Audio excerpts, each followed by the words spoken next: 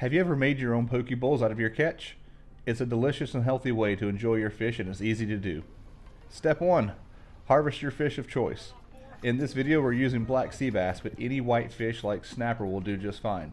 Tuna is great too, but if you use tuna, skip the citrus bath step. What's your best black sea bass ever, Conrad?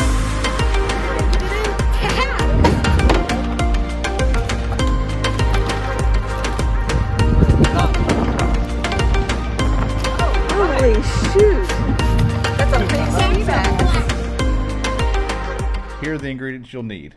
Sometimes poke sauce can be hard to find, so if that's the case for you, just mix equal parts soy sauce and teriyaki sauce with a dash of cayenne pepper. It's delicious. For the fruits and veggies, you can pick whatever you like, but these are my favorite.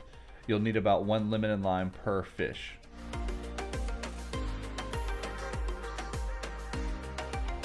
For the rice, you want to grab a medium or short grain rice. Short grain rice is considered to be sushi rice, but medium grain rice will do just fine in this dish. The idea here is just to wash the rice until the water runs clear. You want to remove as much external starch as you can to create a neutral flavor. If you don't own a rice maker, do yourself a favor and just buy one.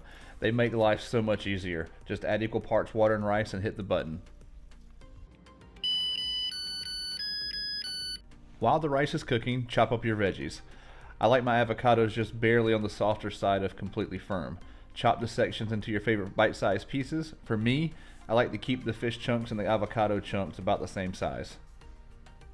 If you're using chives and cilantro in your dish, chop them to a fine texture. And yes, this is of course my normal chopping speed.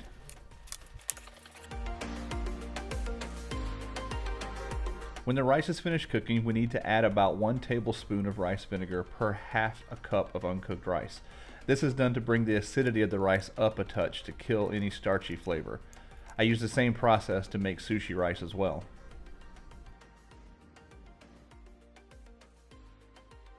Fillet your fish of choice and remove all of the bones. Simply cut the fish fillets into bite-sized pieces. Personally, I shoot for about a 1/2 inch to 3/4 inch cubes. Then transfer the fish to a bowl and add juice from a whole lemon and lime. Don't skimp here with pre-made juice. Use the real thing, you can always tell a difference. I also add a tablespoon of salt. Not only does the salt season the fish, it helps the passive cooking process. Let the bowl rest for 10 minutes. You'll notice that the fish chunks start to turn white as they cook. When it's done, drain the juice and add a light coating of olive oil. The citrus bath strips some of the natural oils from the fish, so the olive oil helps to add them back and gives it a nice texture. Finally, you get to assemble your bowl. Start with a layer of rice and rice seasoning. I love toasted sesame seeds, so I add a generous portion of those over my fish and veggies. If you want to get fancy, add some tobiko or flying fish roe, and then drizzle the poke sauce to taste. This is a fish dish that you can enjoy year-round as the available species changes throughout the seasons. Enjoy!